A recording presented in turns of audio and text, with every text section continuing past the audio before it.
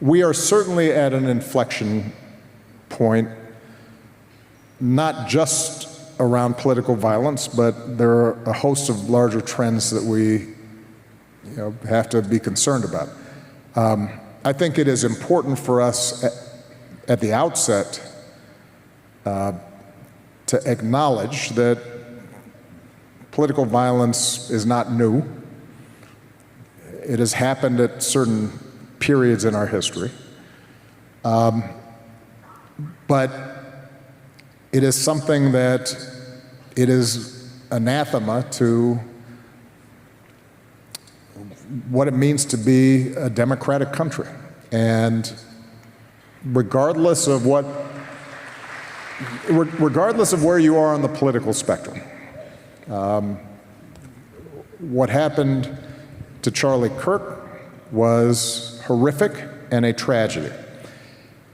What happened, as you mentioned, to the state legislators in Minnesota, that is horrific. It is a tragedy.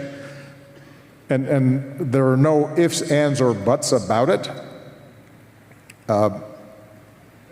The central premise of our democratic system is that we have to be able to disagree and have sometimes really contentious debates without resort to violence.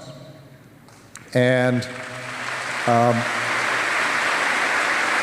when it happens to some, but even if you think they're quote unquote on the other side of the argument, that's a threat to all of us. And we have to be clear and forthright in condemning it. Now, that doesn't mean that we can't have a debate about the ideas that people who were victims of political violence were promoting. And so I've noticed that there's been some confusion, I think, around this lately. And frankly, coming from the White House and some of the other positions of authority that suggest, even before we had determined who the perpetrator of this evil act was, that somehow we're going to identify an enemy. We're going to suggest that somehow that enemy was at fault, and we are then going to use that as a rationale for trying to silence discussion around